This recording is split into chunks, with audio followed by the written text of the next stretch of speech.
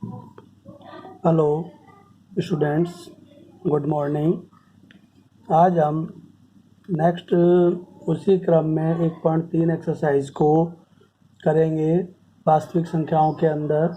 और कल हमने जैसे सीखा था कि सिद्ध कर कीजिए कि वर्गमूल 2 एक अपरिमेय संख्या है, वर्गमूल 3 एक अपरिमेय संख्या है।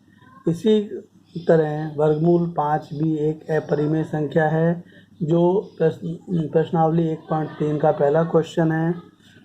तो जहाँ वर्गमूल 2 वाले सवाल आपने हल किए थे, उसके अंदर अगर हम 2 की जगह 3 लिख देते हैं तो वर्गमूल 3 एक अपरिमेय संख्या का सवाल हल हो जाता है। और अगर 2 की जगह हम 5 लिख देते हैं तो वर्गमूल 5 एक अपरिमेय संख्या है वाले सवाल हल हो जाते हैं।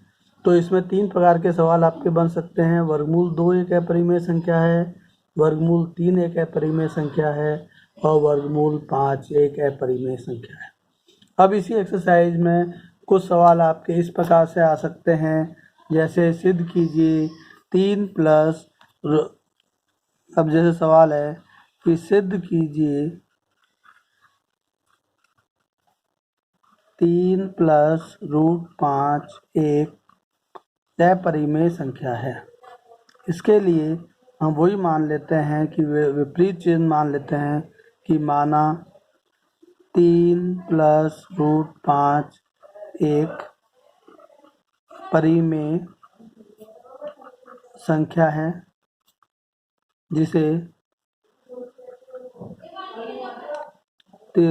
a बटा b के रूप में व्यक्त कर सकते हैं, जहां b is not equal to 0।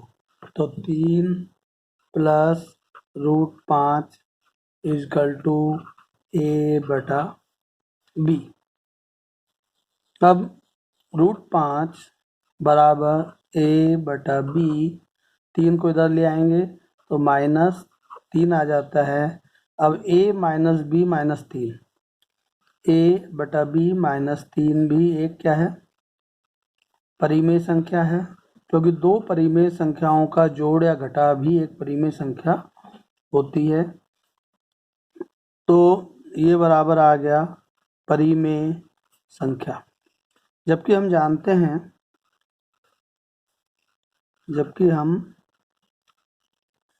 हैं रूट 5 एक अपरिमेय संख्या है।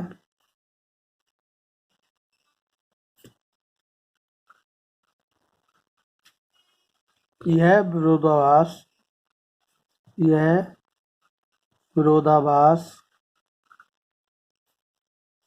हमारी त्रुटिपूर्ण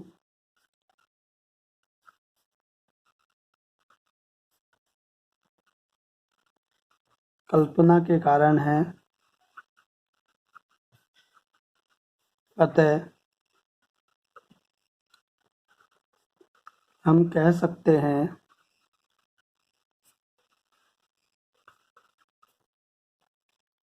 3 प्लस रूट 5 एक अपरिमेय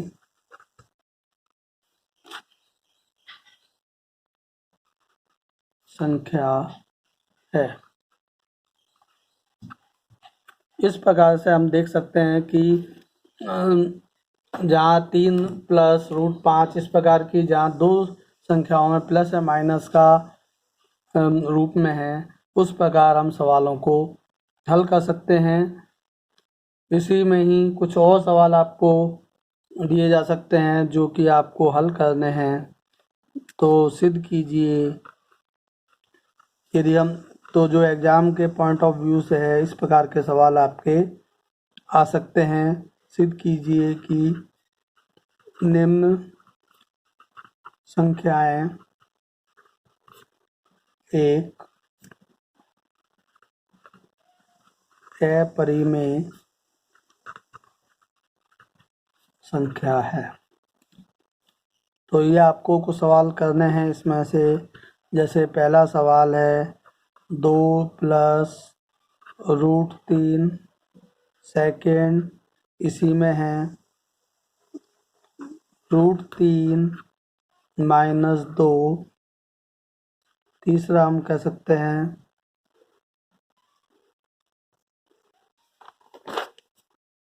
3 +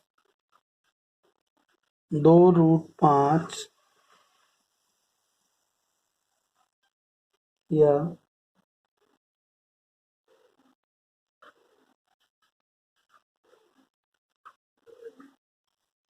उपरोक्त 4 सवाल आपको इसमें करके दिखाने हैं और इसमें आपको ये सिद्ध करना है कि ये एक अपरिमेय संख्या है। तो इसको इस प्रकार के 4 सवालों को करने का दोबारा एक बार तरीका हम समझ लेते हैं जो अब तक हमने पढ़ा कि जैसे 3 + √5 एक अपरिमेय संख्या है, और तो माना 3 + √5 एक परिमेय संख्या है जिसमें हम 3 a/b के रूप में व्यक्त कर सकते हैं, जहाँ a is not equal to 0। तो 3 + √5 बराबर a/b। तो √5 बराबर लिख सकते हैं हम a/b - 3 बराबर परिमेय संख्या कह सकते हैं, जबकि बाईं तरफ हम जानते हैं कि √5 एक अपरिमेय संख्या है। यह विरोधाभास जो है वो हमारी त्रुटिपूर्ण कल्पना के कारण है। अतः हम कह सकते हैं कि 3 + √5 एक अपरिमेय संख्या है। सिद्ध कीजिए निम्न संख्याएं एक अपरिमेय संख्या है। तो ये 4 सवाल आपको करने के लिए दिए गए हैं। इसी प्रकार अब हम इसी क्रम में जब हम आगे बढ़ते हैं तो हम देखते हैं कि परिमेय संख्या और उनके दशमलव प्रसारों का पुनर्भरण। तो किसी संख्याओं को परिमेय संख्या और उनके दशमलव प्रसार का पुनर्भ्रमण, तो हम लिख सकते हैं यहाँ पर परिमेय संख्याएं और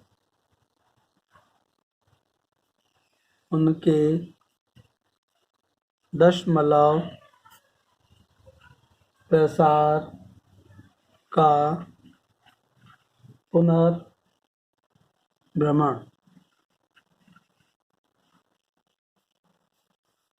इसके अंदर हम देखते हैं कि किसी संख्या को कोई भी परिमेय संख्या जिसका दशमलव प्रसार शांत है, कितने स्थानों के बाद वह शांत होती है। तो इसके अंदर एक प्रमेय है जिसे हम कह सकते हैं कि माना x एक परिमेय संख्या है और इस प्रकार की है कि q का भाज्य गुणनखंड 2n/5 के रूप का नहीं है। जहाँ n और m ऋणोत्तर संख्या है तब x का मान अशांत प्रभावी होता है। इसके अंदर हम इनके गुणनखंड निकाल लेते हैं कि कोई भी संख्या एक परिमेय संख्या ऐसी है जहाँ q बराबर 2 की घात m, जहाँ q बराबर 2 की घात n और 5 की घात n का एक रूप होता है, और जहाँ n और m ऋणोत्तर पूर्णांक हैं तो x का प्रसार शांत होता है। इसका मतलब शांत दशमलव के लिए आपको हर का गुणनखंड निकालने पड़ेंगे। अब जैसे एग्जाम्पल है 3/8। बताइए 3/8 कितने स्थानों के बाद दशमलव शांत होगा, यानी दशमलव के बाद कितने अंक आएंगे।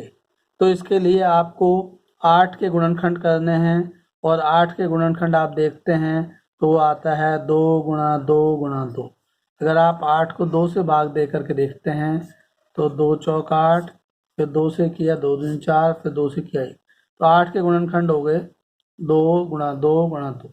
इसका मतलब इसका प्रसार हो गया 2 की घात 3 × 5 की घात 0। चूँकि 5 नहीं है क्योंकि 5 की घात 0 कर ले 1 होता है, तो हम कह सकते हैं कि हर जो है हर यानी 8 इसका रूप है 2 की घात 3 × 5 की घात 0, यानी 2 की घात m × 5 की घात n का एक रूप है।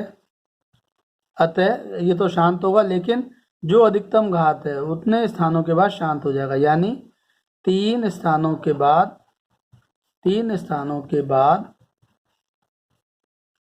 शांत होगा। यानी इसका मान अगर 3 में 8 का भाग देते हैं तो दशमलव के बाद 3 स्थान आते हैं। फॉर एग्जाम्पल यदि हम इसको भाग दे करके देखते हैं, 3 में 8 का भाग देते हैं तो 8 का भाग 3 में नहीं जाता है, दशमलव लगा देते हैं, या दशमलव के बाद 0 लगा देते हैं। 30, 8 3 24, बच गए 6, अगेन 0 उतार ली, 8 7 56, बच गए 4, फिर एक 0 आ गई, 8 पंजे 40। इसका मतलब 3/8 का जो मान है वो है 0.375। इसका मतलब दशमलव के बाद 3 स्थानों के बाद ये दशमलव की क्रिया पूर्ण हो जाती है। और इस प्रकार से हम कह सकते हैं कि बिना भाग दिए हुए हम सिर्फ हर का गुणनखंड निकालेंगे और जो भी अधिकतम घात आएगी, चाहे 2 या 5, जिसमें से भी जो घात सबसे अधिकतम है उतने स्थान के बाद दशमलव शांत हो जाएगा। अगर हर में 2 और 5 का गुणनखंड के रूप में गुणनखंड आते हैं, या 2 के रूप में या 5 के रूप में गुणनखंड है, तो वह दशमलव शांत होगा। इसके अलावा अगर कोई और संख्या आपको मिलती है तो वह अशांत होगा। इसी प्रकार अगर आपको निकालना है, एक क्वेश्चन है 1.4 का कि बताइए कितने स्थानों के बाद है, तो 13/3125।